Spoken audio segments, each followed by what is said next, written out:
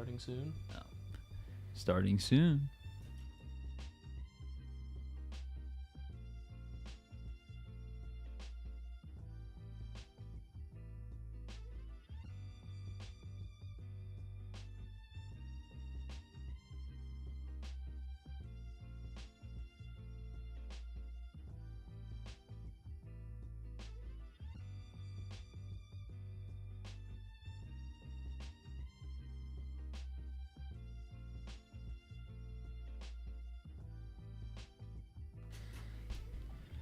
Welcome back to another episode of the Album Book Club. This week we are listening to The Greatest Generation by The Wonder Years, and we are joined by our wonderful guest Aaron of Flickerfade. There you are. How's it going, guys? It's going good. So you want to tell us a little bit about this album and why you picked it and brought it to us? Yeah, so this album has meant a lot to me. It kind of like I kind of grew up with this album, and it's one of those albums where I grew up, and the more that I listened through the album throughout the years, I got more and more out of it. It's kind of an album that like ages with you. It goes through a lot of tones about um, regret, depression. It deals with like kind of a longing for the past and like romanticizing the past, even if the past wasn't that great.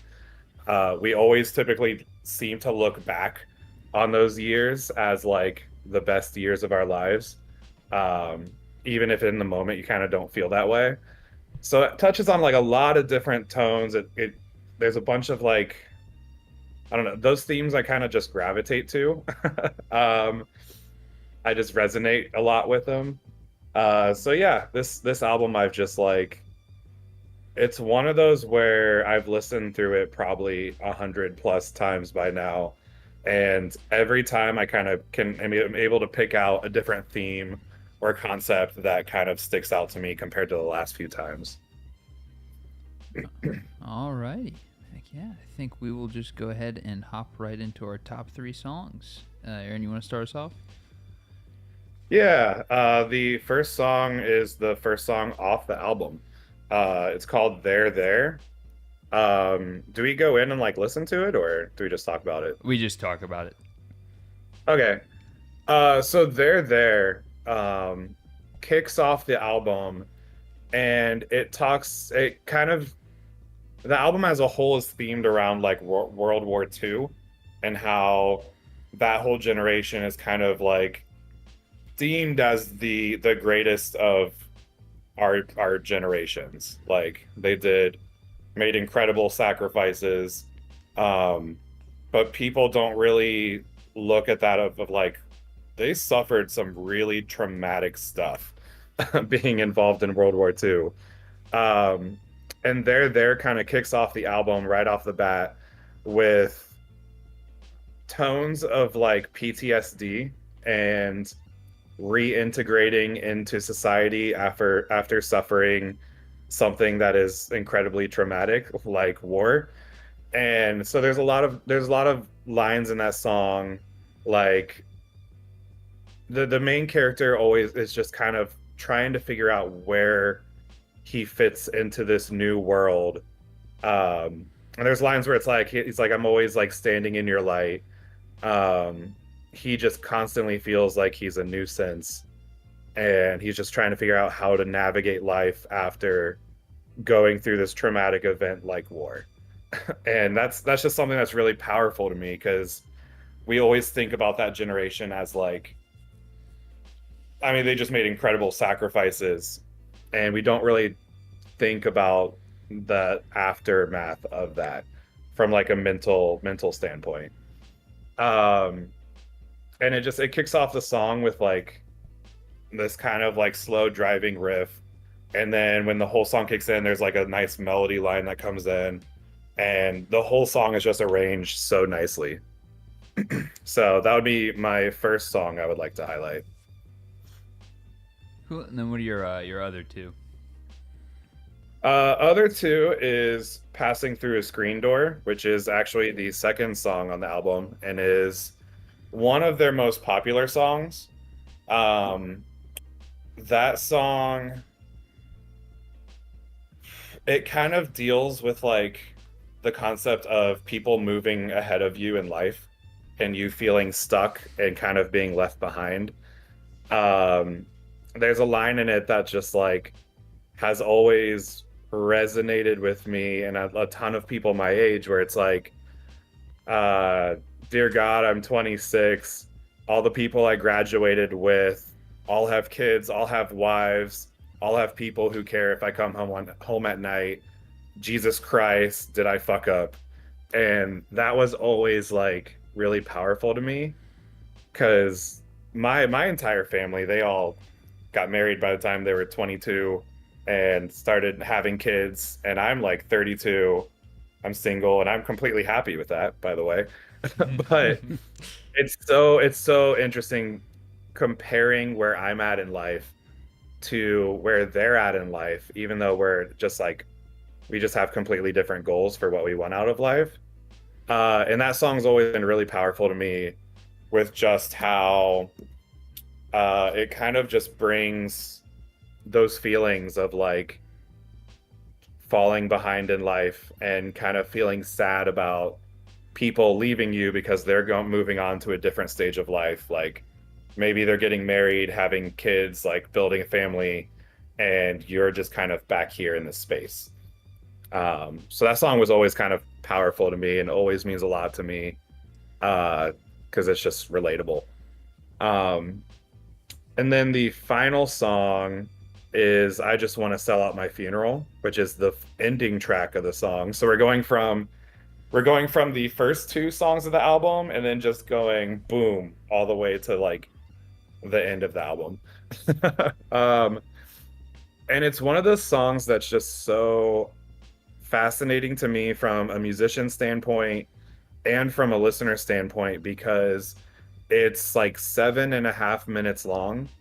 Um, and you kind of have to listen through the entire album to really be able to really digest the song because it basically is a tribute to the album as a whole. It's like the first verse and chorus and second verse and chorus are their own song, and then the entire outro of the song is like 5 minutes long, and it cuts from this section of There to this section of Passing Through a Screen Door to this section of Cul-de-sac.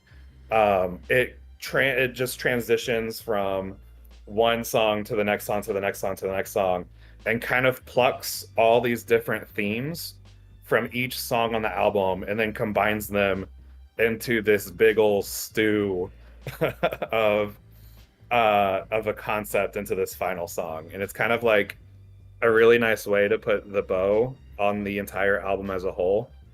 And there's the ending line of the song is actually one that I have tattooed on me. I don't know if you can see my Wonder Years tattoo right here. The final the final line of the song says, "I just want to know I did all I could with what I was given," and that's kind of a motto I just live my entire life by. Is that you may not be able to do your best all the time, but and you may not have all the resources and ability to do your best all the time, but as long as you do what you can and optimize your situation the best with what you're given, that's kind of just like it's just turned into like my life motto. And that's like a really powerful way to finish out that album based on the rest of the themes that are really touched across the entire album. It just wraps up the entire album as a whole. And it's kind of that song kind of works as like you get the most out of it if you heard all the other songs because you're like, oh, that's that verse from that song. That's the bridge from this song they're pulling, and kind of so on from there.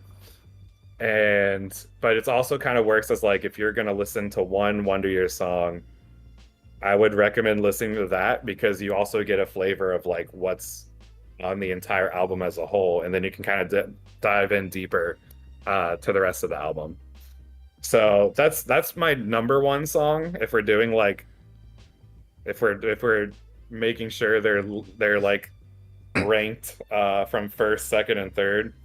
Sell Up Your Funeral is always something that's been like really powerful to me. And I know their vocalist talked about writing that song, and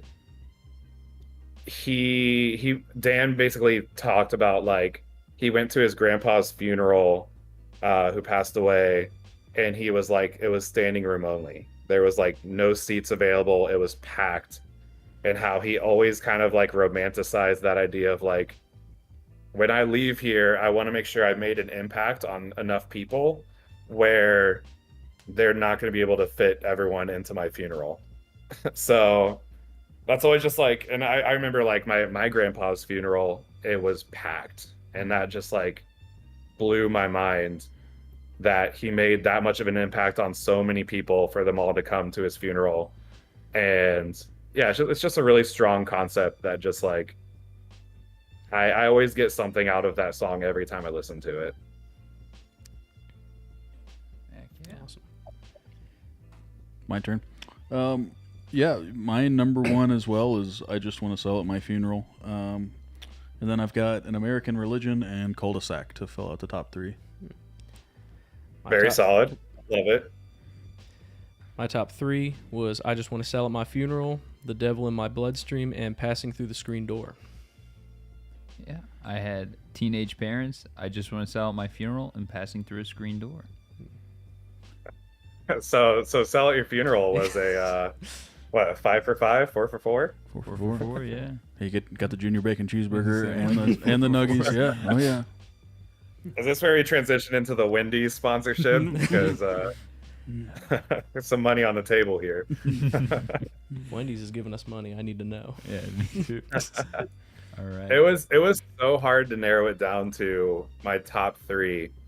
And it's funny because the song that just missed my top three was a song that none of you guys mentioned, which is A Rain Dance in Traffic, is my number 4 song. And I feel like that speaks to the strength of the album as a whole, that the number 1 song we like all chose was the song that kind of plucked all these different influences from all the songs.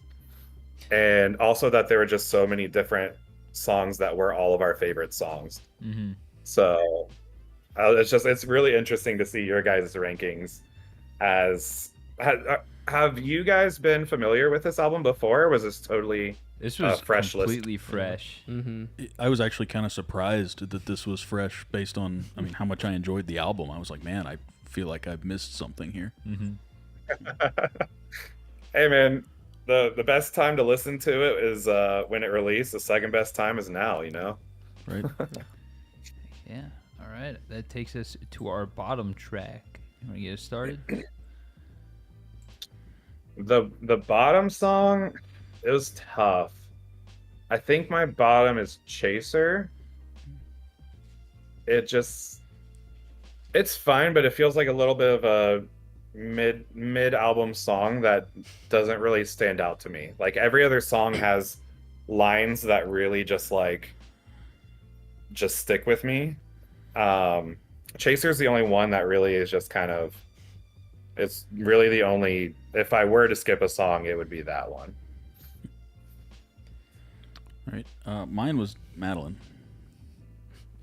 Mine was Teenage Parents. Mine was Madeline. If you're expecting a fight, don't. Oh, I'm not expecting a not- fight. It's just going to be hilarious when it goes from your score to Yeah. then mine.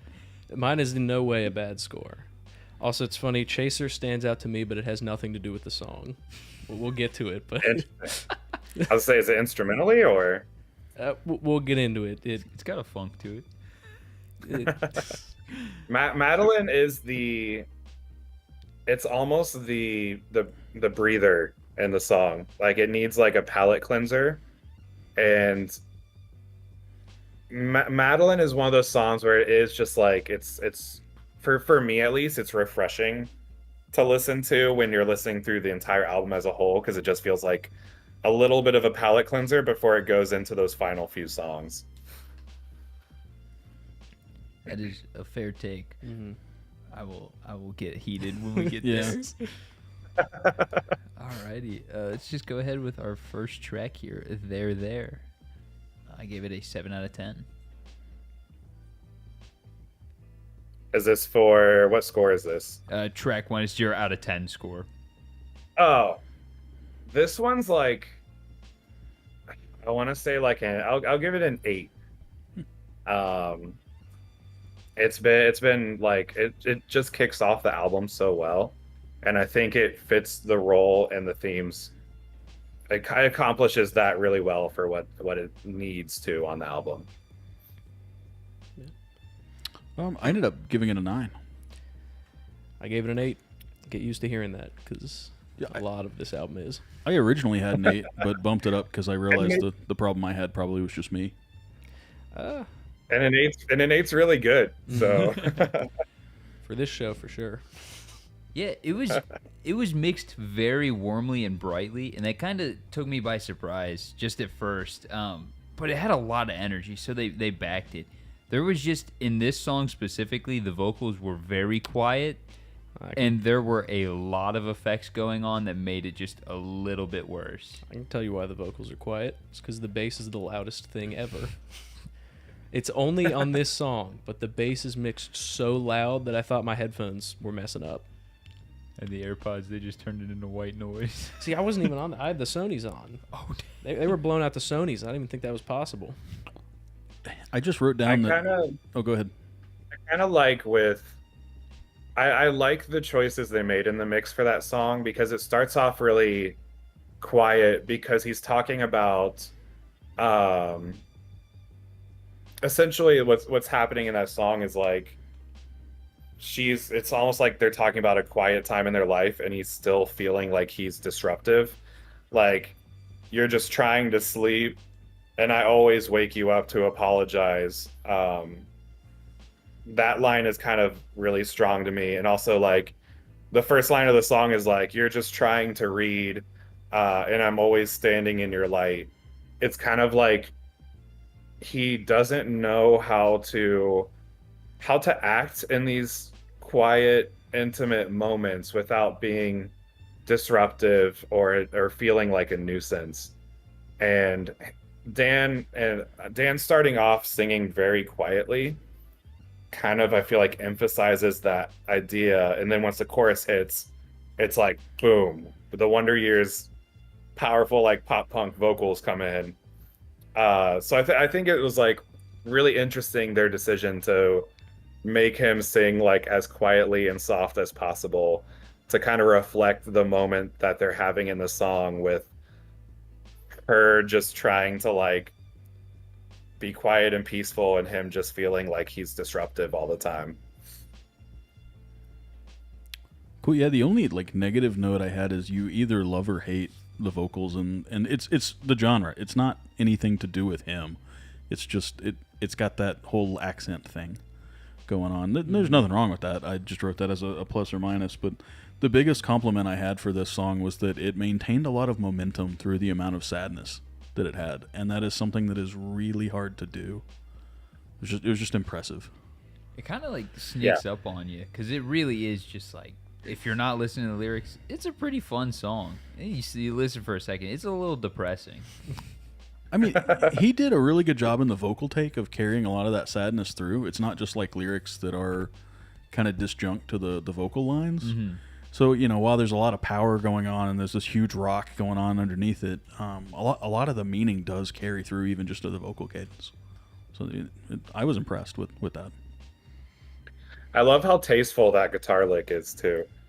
It's like the da da da da da da da da da da da, that kind of guitar lick, and then into the chorus where it just like starts doing like a little bit of the arpeggio octaves. It's just like so tasteful, and it kind of sits in its space in the mix so well. I feel like all the instruments really just kind of have their own role in expressing what's happening in the song. And it's always a song where I'll listen to, and it just like always like, even though it's kind of like a depressing song with like him struggling with PTSD and like figuring out how he fits in this like weird world, it always just like for some reason like is really peaceful to me to listen to. Heck yeah. All right. Connor, you got anything? I think I got mine out. Cool. All out earlier. Sweet. All right. We will go on to track 2, Passing Through a Screen Door. I gave this an 8.5. It's got to be a 9 for me. I give this one a 9.5. I gave this one a 9. Yeah, we're all in the right area.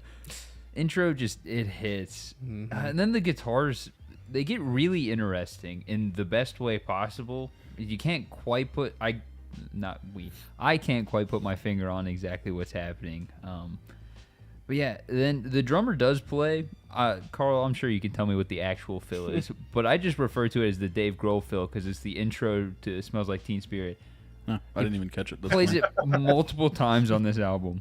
And then there's just a giant, like, open, empty section. It builds back up. All of this is great. So it's interesting you call it that. This is going to be a mild digression. Dave Grohl talks about it a lot. He actually is just stealing stuff from disco. That makes sense. So it's like if you think about like the intro to Good Times by Chic, it has this thing in the drums like da da da da da da da da da, and that comes in. It's the same drum fill. I want you to be fully aware that I have no clue what that song is. You would know if you heard it. That's fair. Yeah, I think this song just like, to me, it paces really well and kind of really highlights the themes that it's trying to. But I already mentioned it in my top 3 songs. Like that bridge just like gets me every time, and I think it's just a really like beautiful way to close out that song, with just expressing these like feelings of like, what have I done with my life? Did I fuck this up? Kind of thing. And it's funny because like these songs, like all the themes sound really dark and sad, but the music kind of like counteracts that a bit. Like this is like an upbeat song, but the lyrics are very like, I don't know, very serious. Yeah, with this song, as soon as I kind of figured out what this album was going to be, which happened about 10 seconds into the first song, I It's knew pretty quick. I was hoping and also kind of knew that something exactly like this song was going to happen. This is like what I was picturing going into this album, and they gave it to you pretty much as soon as it starts. It was great. Yeah. Also, just drums throughout. There's a note on almost every single song about how good the drums are. They're just they're recorded really really well. Not only are they tuned really well, and they're also being hit pretty hard, which helps. Yeah. But yeah, just there's huge sounding drums and there's big guitars and it's loud, and that all just makes me happy. Yeah, and they turned the bass down a little bit after the first song. That immediately was an extra point. Not that it was that many points away from the first one, but Yeah. All right. Anyone have anything else to say? I was gonna say the bridge was awesome, but we already got it. So oh yeah, this is where I messed up because I didn't. It took me 2 songs after the first one to realize I was on shuffle, and that is where which one was it? That's where Chaser. It went to Chaser first, and that's why that song stands out. Is because that was the second track originally, but then it went to the last track third, so I knew something was up. All right. Takes us on to track 3. We Could Die Like This. I give this a 7.75. This one's a, let's see, what did I do there at? Is there an 8 or 8.5? Yeah. I think it was an 8. I want to change there to an 8.5 because this one's a this one's probably an 8 for me. Like it's like just below there for me. I give this one a 9. Give this one an 8.5. Yep. Yeah. So Intro. So this song, it's funny hearing your guys' it's really interesting hearing your guys' input on each song because I can tell like the how many of you guys are drummers? One, that guy. He'll let you know it too. I'll say there's a lot of notes on drums, and I almost have 0 notes on drums. It's just not something I like pay that much attention to. My notes are always lyrically and guitar focused. That's what we're always and missing. this song I love lyrically, and also how it fits into the theme of the album as a whole. Because the line of the chorus where it's like, I just want to die in the suburbs. I just want to have a heart attack shoveling snow all alone. I just want to die in the suburbs kind of thing. Is like given the theme of it being about like World War II, it's like these people were just like romanticizing the idea of having a normal death, which like a lot of us are like, if we want to go out, we want to go out swinging, like doing something cool, not like shoveling snow and having a heart attack from that. So I think it's like the way they kind of put that theme out there in the song in a way where it's like they kind of romanticize having this normal life. It's just really powerful to me. All right. Yep. Yeah. Intro went hard. The bass on this song was just immaculate, going hard. The drums were great. The guitars were really good. They just came in pretty powerful. Then they kind of kicked it down a notch and were great. All the lyrics in this song are pretty catchy. The chorus is one of those ones where you don't know it the first time, you do the second. And then there's just a section where everything kind of kicks out the melody, and it just becomes like very, just like straightforward, just power and drive. And it was great. Yeah, this song continued the hitting exactly what my expectations were going in. But yeah, there's more notes about the drums here, but also the part in the middle where everything cuts out, it's just the vocals. That was so sick. And usually I think somebody would say, like, bring up a note that they didn't like that, but I think it was done really well on this. So I can pretty well tell you why this got a 9, and that's because at this point I expected the album to get worse and not continue its energy all the way through based on our track record the last few weeks. The biggest note I have is that it stayed high energy even though this song is incredibly like melancholy and depressing and just it is very much like accepting your fate, and to be able to keep a song high energy and about that, again, I'm just really impressed with that on the whole album, and I wrote it again here for the second time when we're only on track 3. All right.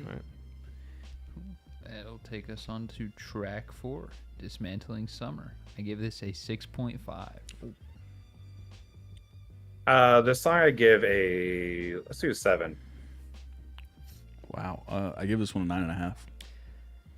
All right. I gave this one a 7.5, and the biggest reason I did that is because there's been too many 8s in a row. This is legit a relative 6.5. All of my notes are about how good the song is, and then the last note is just, we've already heard better, and it's going to get better. So it's like, this is just one of those ones that it slides right in with this album. It slides right in with the genre. It's not doing anything standoutish to me. Yeah, Except the Dave Grohl drum fill again. I don't know, the bass tone on this one. It's like the only time it's super different, and I loved it. I thought it was great. The rest of my notes is just, this one is great, but I'm not giving 4 8s in a row. I want to hear the 9.5 review. Let's hear it. I just love the intro. I love that like slow burn thing when they kick in, because I was like, oh, finally I get my Radiohead song I was expecting today for whatever reason. And then when the band kicked in, I was like, oh yeah, that's what it was. I just love the overall tone of the album, and there's a sick breakdown too. I'm a sucker for a good bridge breakdown, and this which makes sense why I love this album so much, because there's so many like iconic good ballad breakdowns in the bridges. And this one where it's like, if I'm in an airport and you're in a hospital bed, well then what kind of man does that make me?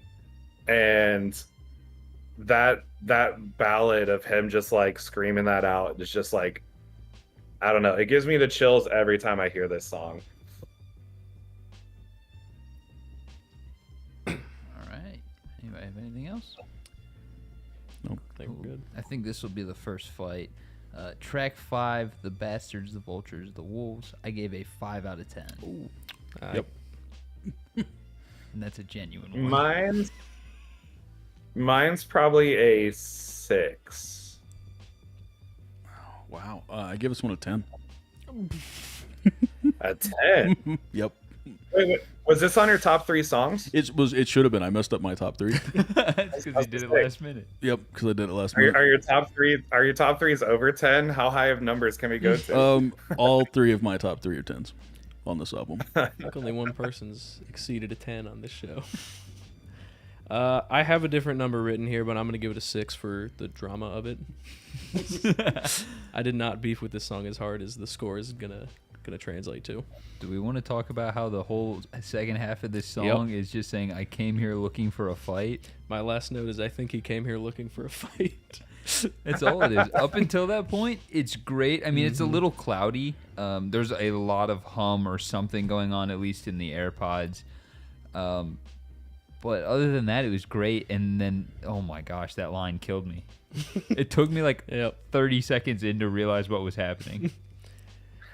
I will say though, this one came out swinging at the start. yeah. Like it was a little faster than the other songs, which were already not slow, and I thought the first half of this was great. And then he just said the same thing over and over again for the entire second half. It's written as a 7. I did not have any beef with it, but it's getting a 6 officially on the score. It is like I love the song, but then I do get the end is like a little bit repetitive. I usually I really vibe with it for the first like 25 seconds, and then I'm like, all right, I might skip to the next one. It's like I've seen all I need to here. With the came out looking for a fight. Think about song. playing that live. You got to sing that for like a minute and a half and keep the energy Oh, up. when It ain't happening. They did the 10-year anniversary of this album, and I went to that show, and it's like, at least live, it doesn't feel that long at all. Like, just with that live energy mixed in with it. But in an album perspective, if you're like sitting in the car driving home from work, and I can see how it gets a little too repetitive, I suppose. But I think usually when they do something like that, it's for emphasis. And I think like that song in particular is like, I want people to know that like I came here swinging. I didn't go down easy. So that's kind of what I gathered from him repeating that line over and over and over. I don't know. I think I'm just desensitized to it because I play at church on Sundays. A lot of those songs tend to be like verse, chorus, 4 bridges, a chorus, a half bridge, and then 6 choruses. That tends to be the general thing. So I just don't think I noticed it at the end. I was just impressed with the dynamic changes. Was this the one that had the modulation on the guitar intro? Or am I thinking of a different track later? I think that's a different track. Okay. This was a soft intro that like then came and kicked in. Yeah. Okay, that's what it is because I'm a sucker for that. Yeah, I just have gorgeous intro into high power drums, and then it has a section where it gets low and then builds back up at the end, which I'm also a huge sucker for. So I'm like usually a huge hater of noise gates, but I think this could have used a subtle noise gate. I don't know. I just got the feeling that like what I was listening to it on couldn't go loud enough. I just kept turning this album up more and more and more. And at the end, I like had to check and see that I wasn't hurting myself just because I wanted to keep hearing it louder. And this was the first track that I really started on. All right. Takes us to track 6, The Devil in My Bloodstream. I gave this one a 7. This one's got to be probably an 8.5. It's very high for me. I gave it an 8. Gave this one a 9. Yeah. It's the obligatory slow song. The biggest note I had was the female backing vocals on this song were just immaculate. They're great the whole time. is it the stereotypical slow song?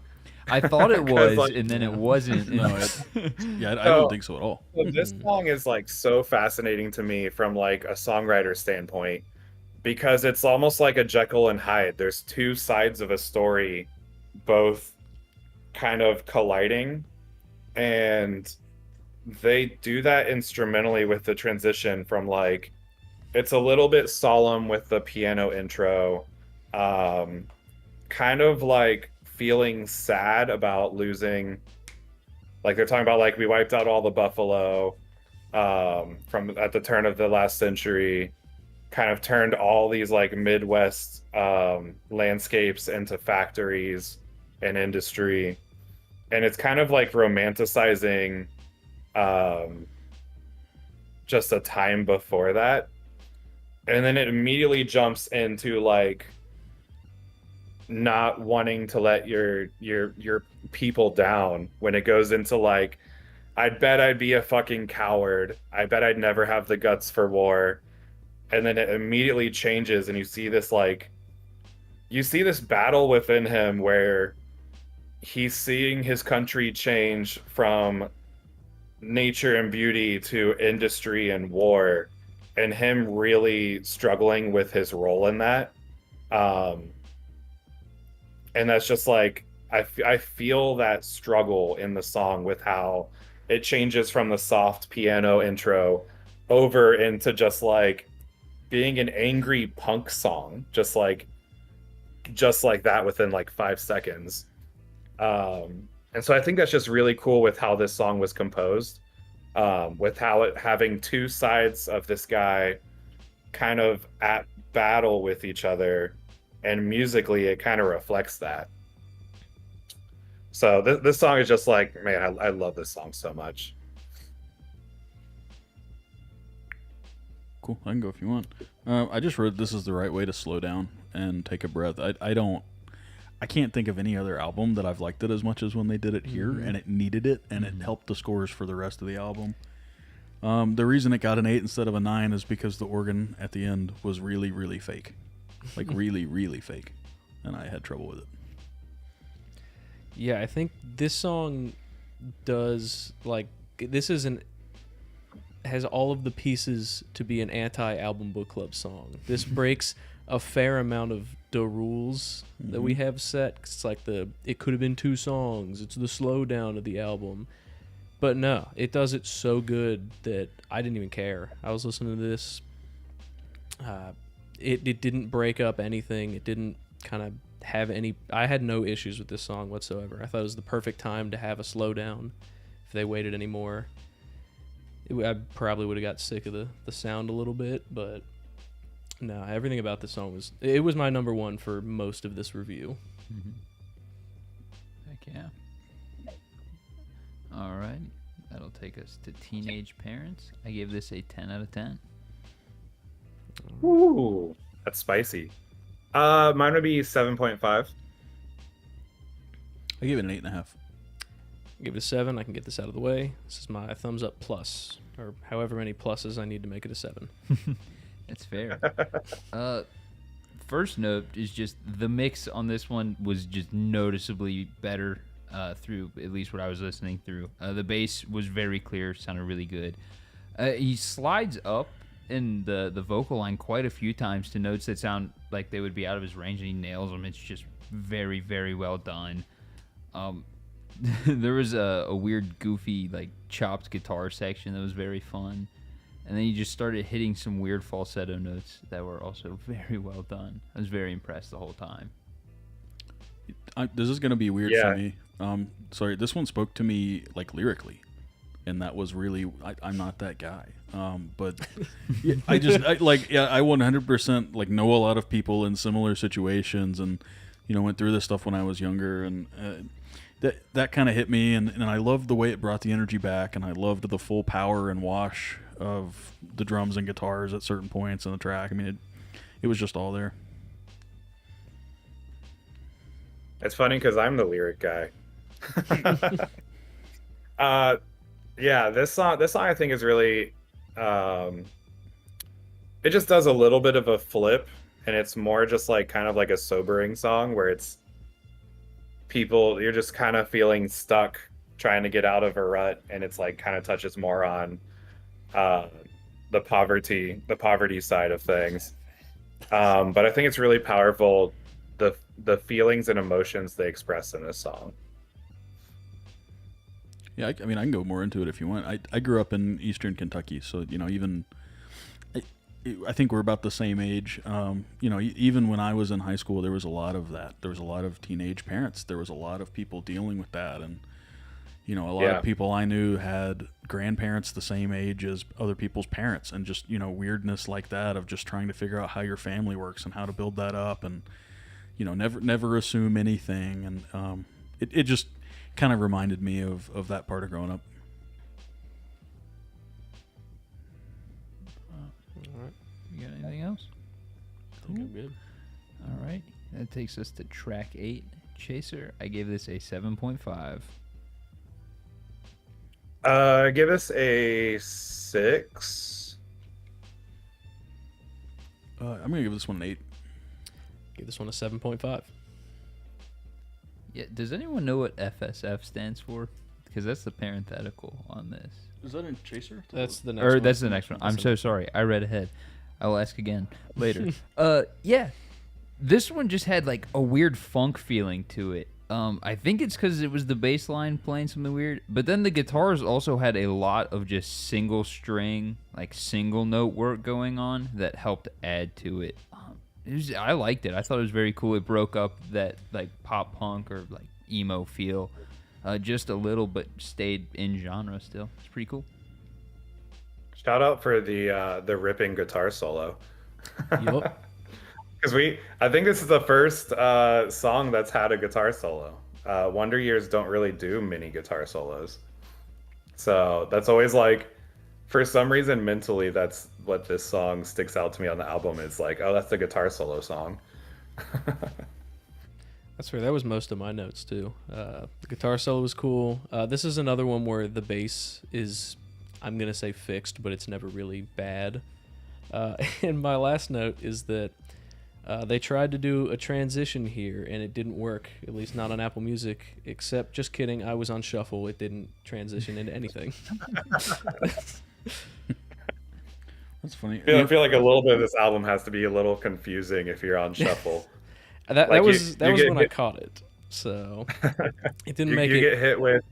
get hit with "Sell Out Your Funeral" on like track 4, and you're just like, what? That's what this transitioned into. It does. Oh man, It sounds like Yeah, they that's tried to do good. that and it didn't work, but those two songs are actually not even close to each other. Yeah, the only thing you miss is that it's got a killer breakdown. I think everybody else got all my other notes.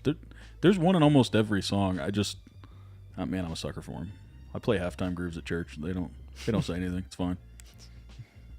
Yeah. I think the only other thing I didn't really touch on is just the vocals themselves had a lot of feeling in this song.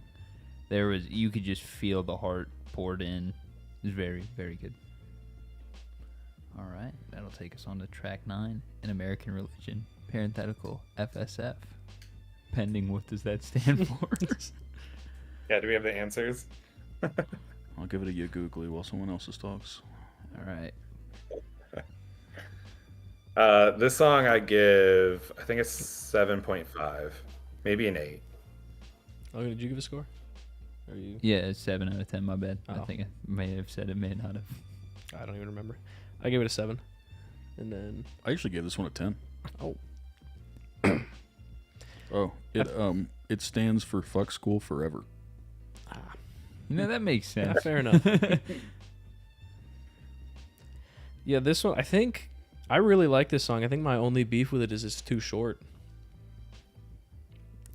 Yeah, At least compared to the rest of this album, it's not like that short of a song, but yeah, it feels like almost like it was intended to be filler because of that, but it definitely could have been as long as the rest of it. I like how different this song is from all the other songs on the album. Like, it really stands out to me as like the melodic hardcore song on the album. And it's just so different from all the other songs on this album. But kind of in a good way. Like, it's refreshing when it comes on the playlist. and kind of works as a palate cleanser, same way as Madeline does. But it's just like a little bit more hardcore, melodic hardcore style.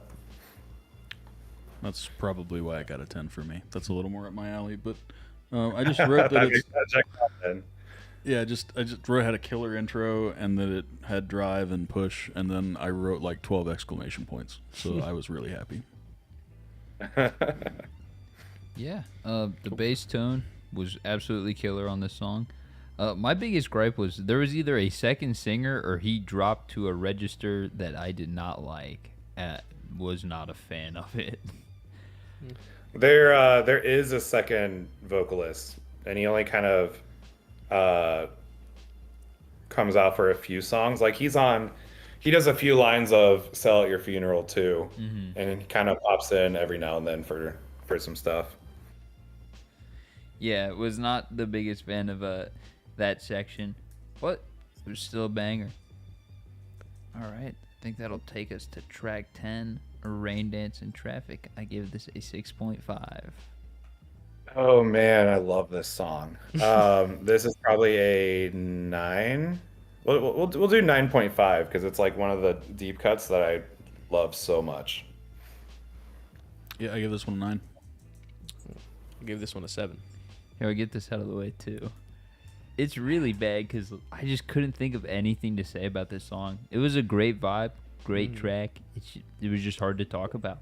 Really sucks because I already used my thumbs up, and I'm gonna copy paste what Logan said because I couldn't think of anything to bring up.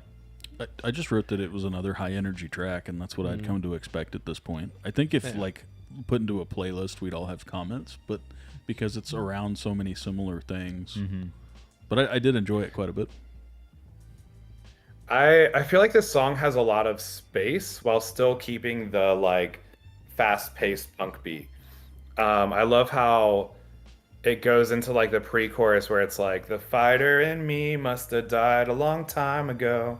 It goes, and then it kind of goes into a ballad feel into the chorus, and I feel like musically it transitions from a fast-paced punk verse into a kind of like slow down pre-chorus where it kind of lets the guitar drive it a little bit more.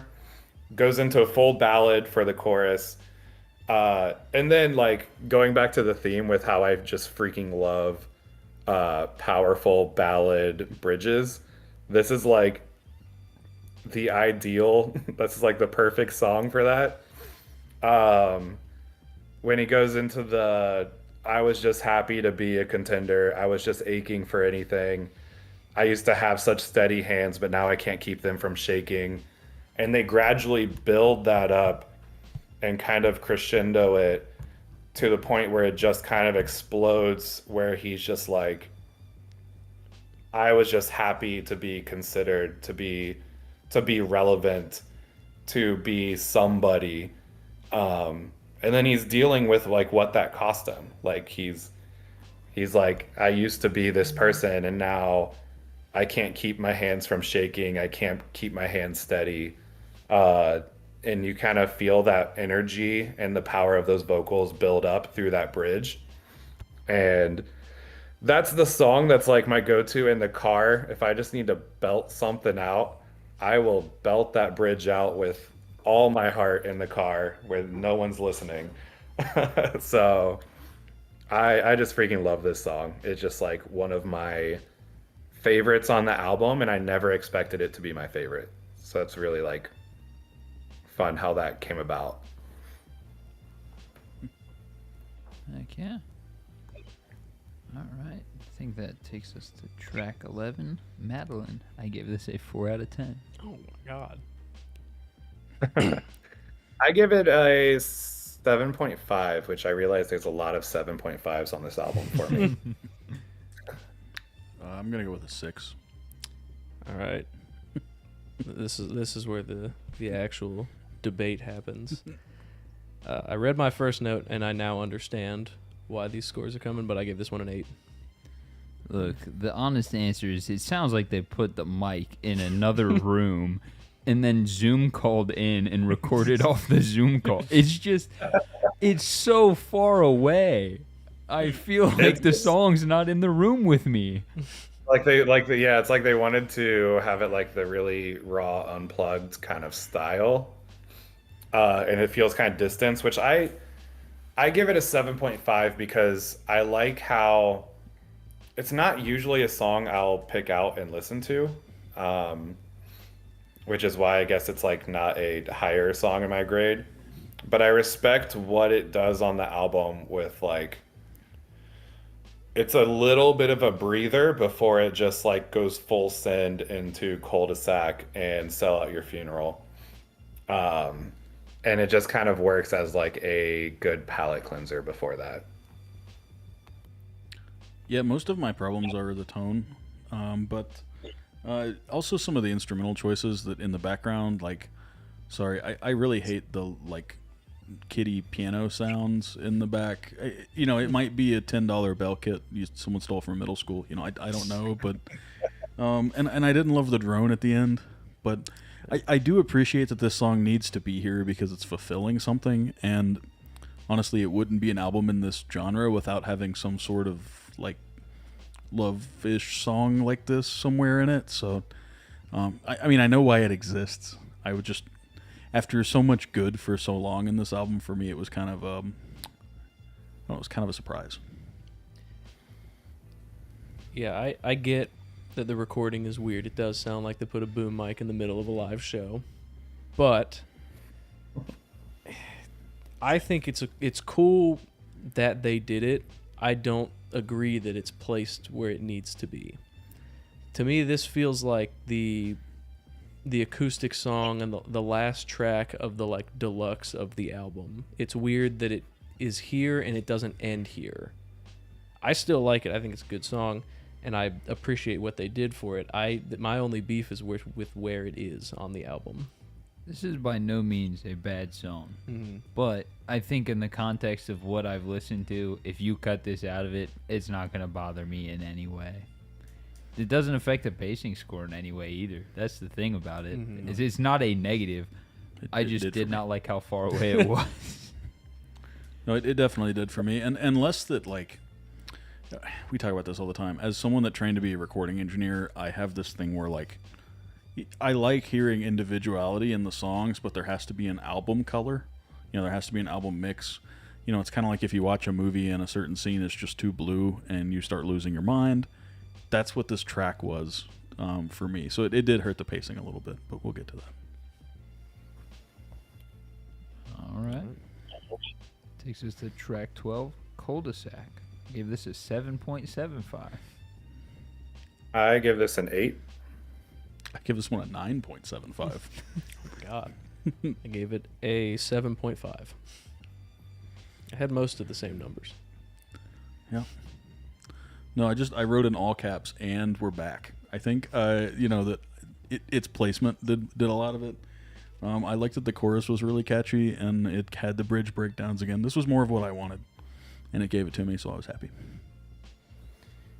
I think it was a good way to transition from Madeline back into like, we're just gonna full send it for the last 2 songs of this album. Like I feel like that's like they're game planning this album, and I can clearly tell that's their plan. They knew where Sell Out My Funeral was gonna go. They just needed something to ramp up the energy to go into that. And I feel like it has a clear spot on the album where it makes sense in transitioning and pacing. I do agree. I think this is the second last song on this album. 100%. Yeah, these are the last 2 are definitely like the encore songs. I think of if you want to think of Madeline as the ending, and then something going on after these. These are definitely those high energy. You get the crowd to get pumped up to go home. And then there's just some really interesting stuff in the vocals where there's like some back and forth either with another vocalist or just a or a background vocalist. And then also the fade into the next track itself is very good. All right. ready to talk. Yeah, I love how it does like immediately transition into Sell at Your Funeral. Um, and honestly, that's a really interesting way to view this album because it does pace out like a live show. And maybe they had that like maybe they had that motivation in ordering the track list because it makes total sense to close out your full live show with Madeline, Break It Down, and then come back with Cul-de-sac to bring in the encores. So it's really that comment was really interesting to me because I'm like that makes total sense. Yeah, 100% the first track needs to be there and the last three need to be there. I think you might be able to shuffle the middle around a little bit or maybe even Yeah. get red maybe, but even then the album's not long, so I don't think you can move anything before Devil in My Bloodstream. You might be able to switch around the 2 or 3 in between then and here. But Yeah, I do think like the first. I agree. I feel like Teenage Parents, Chaser, and American Religion, and Rain Dance and Traffic. Those all could be kind of reordered how you want, but it's like there really is like 3 acts to this album, which I really like, and it like Act 1 makes a total sense with like setting up all the themes. Act 2, you can kind of work with like you can kind of move stuff around and it doesn't change a whole lot, but then there's a clear like okay, we got through Act 2 and now there's a clear direction we're going for Act 3. That's we'll get to the pacing score eventually, but like it makes total sense when viewing this album as a whole, their direction with like how they wanted the story and narrative to go. the song also transitions way better into the next one than Chaser did. Yes, All right. 100%. Speaking of that, So next, now do we get to all of our favorite song? yeah, we do. Speaking of that next track, that is track 13. I Just Want to Sell at My Funeral. I gave that a 9 out of 10. This one is 10 out of 10, and if I could go higher, I would. yeah, I actually gave this a 10 plus because I felt like I was like constrained at the top end, and this is my genre or one of them, so you could probably take all of my scores and knock them down a little bit if it's not your thing, but this track is a 10 no matter what. You're absolutely right. This track is a 10. Ah, screw it. It's a 10. Let's go. It does, like you were saying earlier, it does the thing that every album that is like our favorites on this show does. Where it goes back to each point of the album. Yeah, it follows the rules. Yep. And this song is amazing to me because it's really hard to produce a 7.5 minute song and there not be any dead space. It doesn't feel like a 7-minute song. It feels like is it 7 minutes? Hold on, I gotta look real quick. It's in that area, 6.5, 7. 7.5 Yeah, minus that's what some drones, probably like 7 minutes. Yeah, there's 30 seconds at the So- end. The drone does go on for a little bit, but it's fine. Yeah. Original But it's incredibly hard to write a 7-minute song that has no dead space and also transitions as flawlessly as they transition on that song. Like this song is just like a masterpiece of songwriting because the way they transition from each song to each song and then kind of come back like I view this song as like the first verse, chorus, second verse, chorus is its own thing. And then there's like 4 minutes where they just like flawlessly transition to each kind of throwback point of each song on the album. And then they close out the album with the themes of the first half of the song with that final bridge lines. And it's like every time I listen to this song, I'm like, one, it doesn't feel like I just listened to a 7-minute song. It feels like I listened to a 4 or 5 minute song because they just so flawlessly transition and there's no dead space in the whole 7 minutes of the song. It's just like really impressive to me. This, as we were talking, I figured this out. So I wrote at some point, I wrote that this was not a concept album. And I think I'm actually wrong. I think it is. I think this is the part of the movie at the very end where it explains how all the plot lines tie together. Like in Magnolia is a great example. Counter argument: are you a theater nerd? Could be. Musicals. I mean, the biggest example coming to my brain is West Side Story. Musicals and then old like symphonies and stuff used to play the main themes of all of them at the beginning and the end. I mean, we know it from Mariana's Trench, but this dates back, hundreds of years they've been doing this just to call back all the themes and important parts that you were supposed to take away of the story itself. So I would say this isn't the recap. This is the end credits. I think 100% this is how the stories tie together, because most of the other songs can't all be about the same person. They're about a generation of people, and this is how you see all the stories can fit together and how all the puzzle pieces lay together, and that's what makes it all make sense at the end before they roll credits. I just thought that was a really interesting thought. This had a hard drum intro. I thought it was going insane. Nobody mentioned the drum intro. That makes it get like 10 points from me. Had a really hard chorus. One of those transitions you're talking about has either a tempo change or metric modulation, depending on how you're going to count it. And it is gorgeous. It's perfect. There's a guitar solo with modulation on that sounds great. There is plenty of time for development, which is something that they tend to do live but not on recording, because people think it turns into a jam, but that doesn't happen on this album. And then at the end, you got 30 seconds of feedback delay, which is one of my favorite things. So, I don't know. I loved it. I think after last week, 30 seconds of anything at the end of a song is not a problem after we had 2 full minutes of, I don't even know. Yeah, let me pull up last Sonic week's weapon notes. attacking me. I don't know what else to call it. At first, when I saw the track length, I thought it was just going to be like all the other tracks, and there was going to be a hidden track a minute later. That's what I thought was going to happen. Where there's like 3 minutes of just silence, and then boom, a track pops in. Yeah, Oh, that's that what I was- expected. So I actually, to throw back to the feedback point, I actually love how they end this song with like 20 to 30 seconds of just feedback, because it's almost like a period where it's like we threw the entire theme and story of the album at you. Here's 20 to 30 seconds to just process.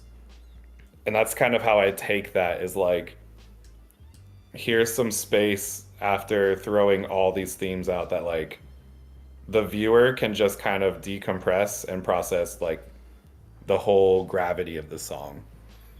And I think that's kind of powerful that they added in that, like, it seems really minor because it's just like, oh, it's just 20 seconds of feedback. But for some reason, to me, it makes so much sense with like closing it out and just like neatly tying up that song and just giving the viewer or listener a little bit of time to just decompress and process everything. Yeah, feedback makes my brain wildly anxious because in my gigs that means something is breaking. Yeah. So any feedback is a negative for me, but it does make complete sense that it is that like bring you back to reality moment that kind of like decompress. You're all good, bro. Get back to it. I don't know if your delay pedal will even do that. Do you even own a delay pedal? I don't own a single delay pedal. Yeah, I was gonna say, I don't think you have a pedal that will even do that, so you wouldn't understand why it's fun. You have to experience it. I don't wanna. No. I mean, you saw me do it to the caverns and break it for what, an hour and a half in the shooting of the video that came out. Everybody got to see that. Go Yeah. check out the new video that just dropped. There we go. That's what I was trying to do. Plug. All right, are we ready to talk about the elusive pacing score? I gave this one a 9. This is a 10 for me. I can't really listen through the album and see any spots where it's like this feel kind of like disjointed.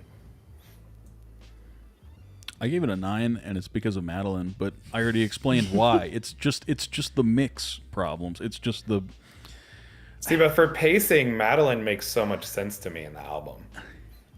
I think it is a little bit of a breather before it jumps into like the wild full send outro. So it's Madeline kind of gives bonus points for me because I guess it makes sense in the terms of pacing for the album. I get it. It's and I understand the song needs to be there. I just didn't like the amount of like shock I got from the mix changing. Was all it was. Yeah. Yeah, that makes sense. Yeah, I give it a 9.5. There's like we talked about it. There's like 3 or 4 songs that could move around among themselves, but it's like optional, and I don't think it needs it. Yeah, my biggest complaint is I really think 2 more tracks would have done this album justice. Just before Madeline, I think there was too much of like a slowdown, not much of a build up into a slowdown into a straight you're out the window build up. You know, it just went way hard at the end, but it didn't feel like we had enough time to recover from the like slow track, and then we had a little bring back into a way slower track. So like throw in another 3-minute track, another 4-minute track, and you're solid. You're golden. I think I'm curious how it would sound if they move Madeline in front of Devil in Your Bloodstream. No, I Because don't think that could work. I think that's It would- too much of a it would be. slowdown. Yeah, having kind of back to back. The Well, only too- thing I thought was like at least Devil in Bloodstream picks up in the second half, which could transition back into Yeah, like cul-de-sac. Like I could see the end of Devil in Your Bloodstream transitioning into cul-de-sac, and it makes sense to me. I think it'd be too much slow in one place, and then it would never slow down again.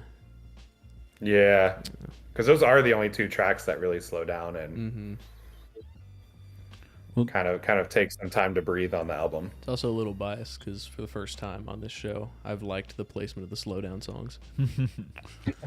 And, yeah, this one's weird because Carson's not here to tell us he liked the short songs, but I think like they could have developed. They That could may have be it, developed a too. couple of the songs a little more. You know, they were, especially since they're so powerful lyrically. You know, it would have been easy enough to do what every other band does and throw in a guitar solo to every single song.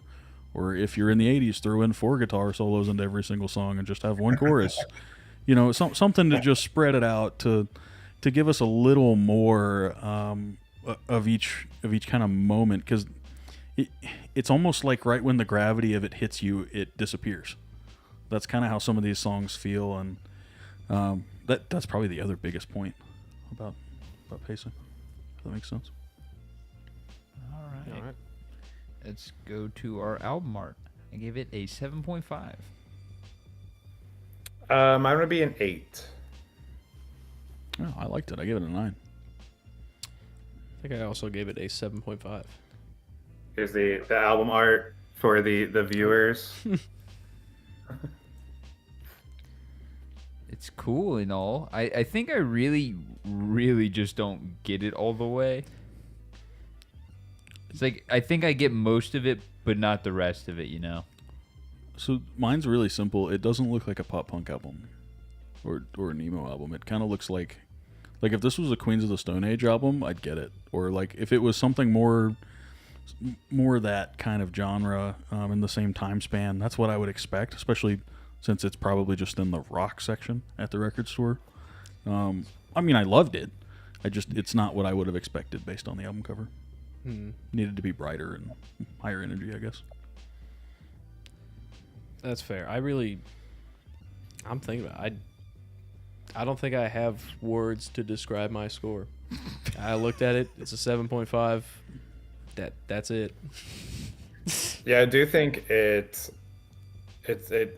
I get it like expressing the themes of the album, but musically I do have a hard time like connecting that with the album artwork. Like I can see how someone who's not as invested in the Wonder Years and like as follows them as closely, the album artwork may be like, oh, I did not expect the album to sound like that based on the album artwork. And it really does look like a Queens of the Stone Age album art. So, like you nailed that comparison because I'm just like, yeah, I see it. If they had songs that were that style, I'm just like, yeah, that makes sense. So I can't really place, I guess, what I would change on it to make it reflect the music better. But yeah, it's an all right album artwork for me. I'm looking back through all of the lives and the albums that we've reviewed, and I can't find one that has like thrown me as much as this one has. Like I got nothing for this. That's funny. Yeah, I don't So know. did you guys look at the like album artwork and like what did you expect the album art or the album to sound like based on the album artwork? I Do really you guys remember having any of those feelings when you looked at the album artwork? If like, oh, these are my expectations based on what I see from the art. I was expecting like something similar to Sex Pistols, and I mean we got most of the way there in my brain, so I was like it wasn't that far off. But I think I really latched on that this is probably going to be political propaganda. So I was like, that's punk, that vein of music. So I wasn't that thrown for a loop as much as you guys, but I think that maybe what's missing is it's not emo. It is very punk, though. And maybe that's the case. Maybe it needs to lean more emo and be like black and purple. I mean, be a little more Tim Burton. That kind of vibe. As much as I probably shouldn't make that comparison. I can see it as like, I could see it as an album artwork for like a '80s DC punk band. Yep. Mm-hmm. All right, ready to talk about our album overall? I give this an 8.5. It's a 10 for me, but you guys already know that. I give it a 9.5. I have 8.5 written down, but I think I'm gonna bump it up to a 9.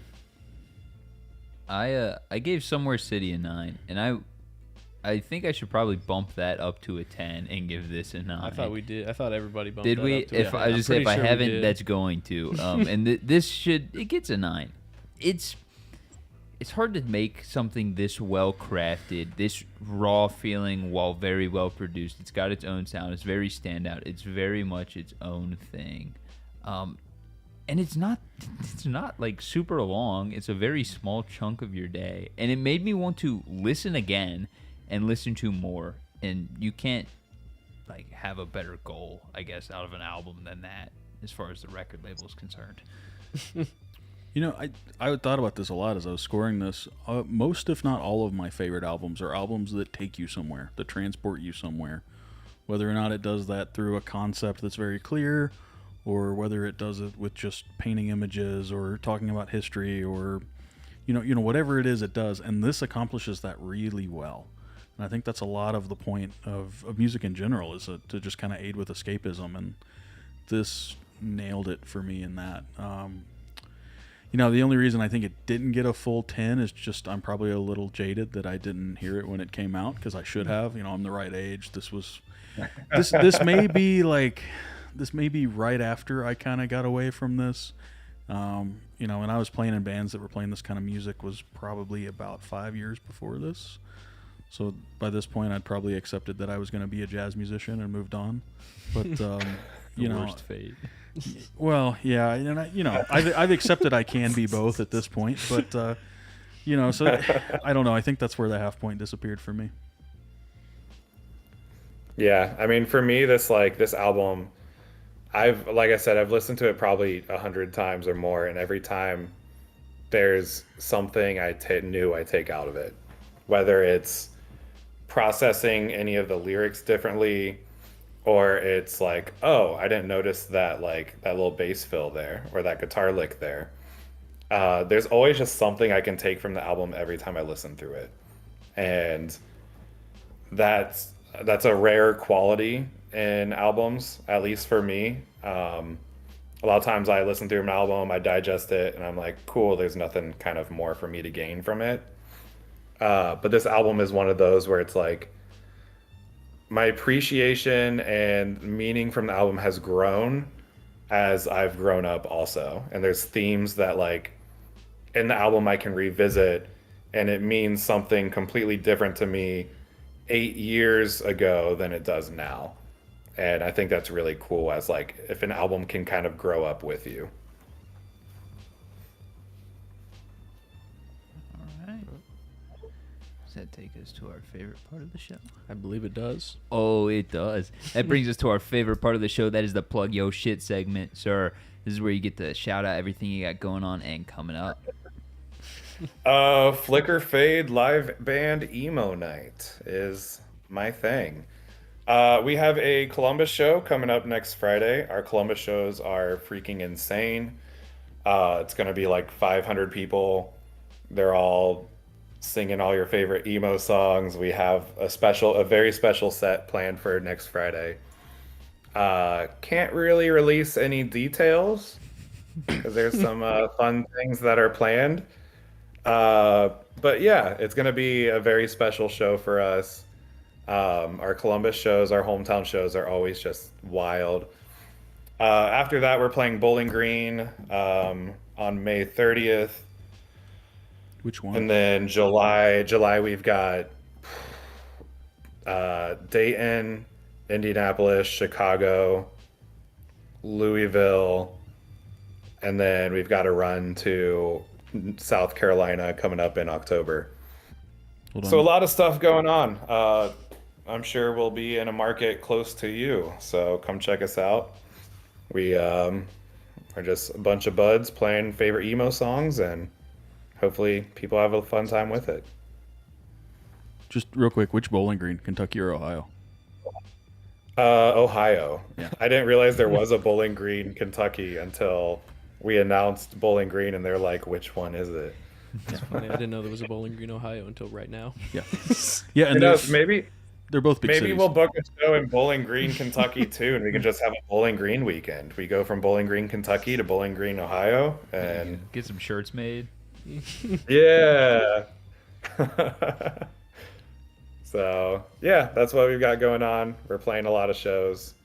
It's a lot of fun. So yeah, check us out. Right, am I up? Yep. All right. Next week, we will be listening to Coup de Grace by See You Space Cowboy, suggested in a video that will not be out before that live. So, Alrighty. messed up the scheduling a little bit. Huge thank Good way you. to tease. Good way to tease the other video, though. Of course. Oh, yeah.